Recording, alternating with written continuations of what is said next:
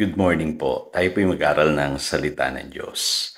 The Book of Hebrews chapter 13 verses 5 and 6. Huwag kayong magbukhang pera at masiyahan na kayo sa anumang nasa inyo sapagkat sinabi ng Diyos hindi kita iiwan ni pababayaan man.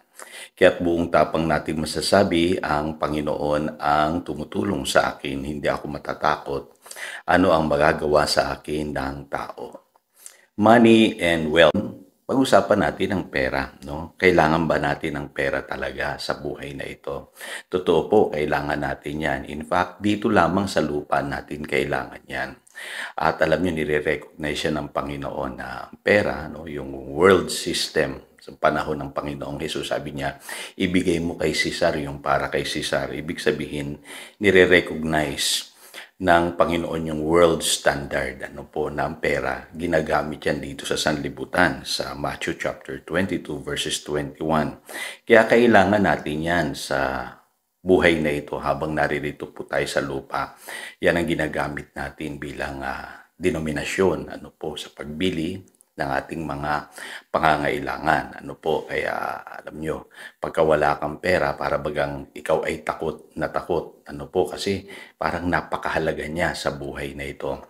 Yun po ang ina-address nitong Hebrews chapter 13, verses 5 and 6. Dapat daw po hindi natin makita na ganoon ang pera. At matuto tayong masiyahan sa buhay na ito.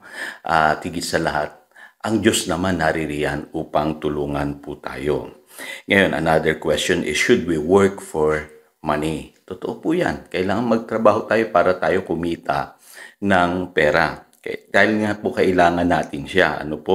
At ang mahalaga, tayo po ay nagtatrabaho kasi ang sabi sa 1 Timothy chapter 5 verse 18, the worker deserves his wages. Yan ang sistema ng mundo Kailangan magtrabaho ang isang tao para kumita. Ang mabuti, money can be your servant.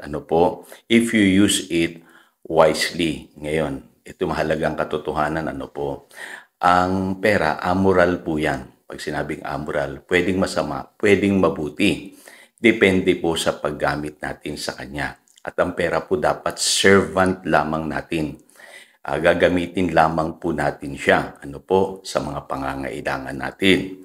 The bad, money can be your master. Ibig sabihin, ang pera pwede mong maging Panginoon. At yan ang ayaw ng Panginoon na mangyari sa atin sa Matthew chapter 6 verse 24. You cannot serve both God and money. At mapapansin niyo po, maraming tao ngayon, because of the love of money, ay marami silang griefs, sinasabi nating dinanas sa buhay na hindi maganda dahil sa labis na pagmamahal nila sa salapi. Kaya kung titignan po ninyo, ang pera pwedeng magamit sa mabuti at pwedeng magamit sa masama.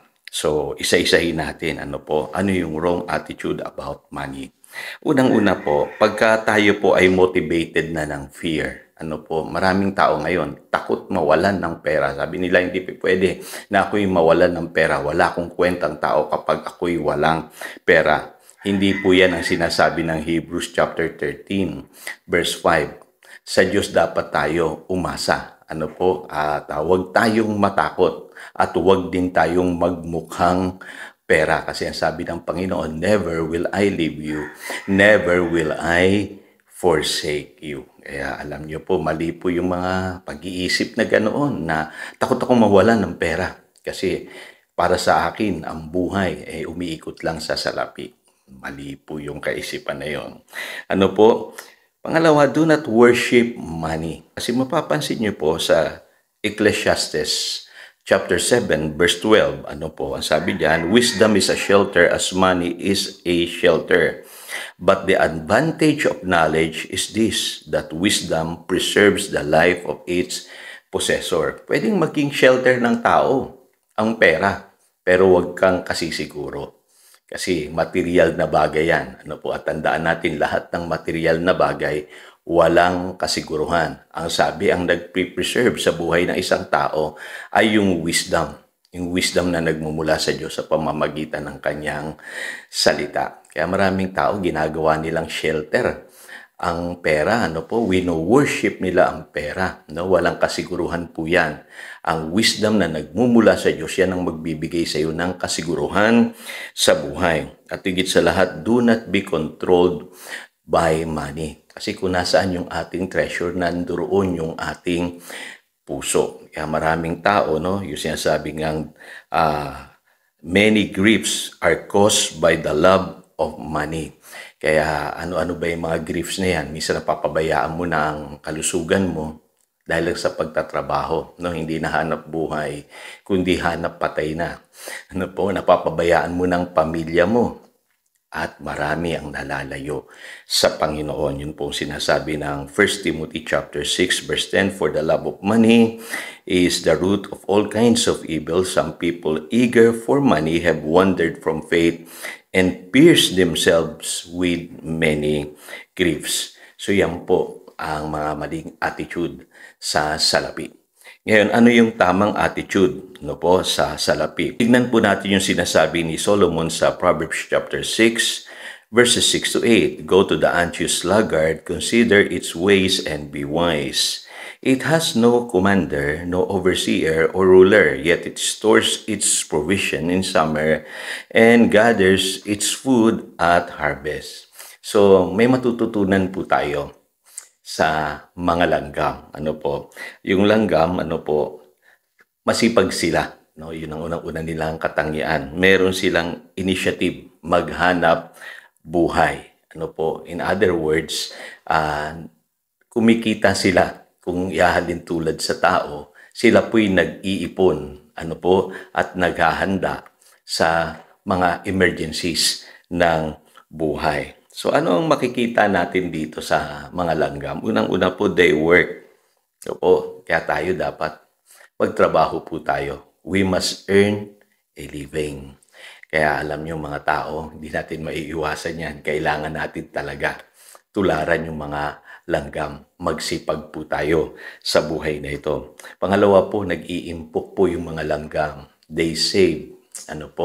Alam niyo po, hindi masama yung pag-iimpok. No?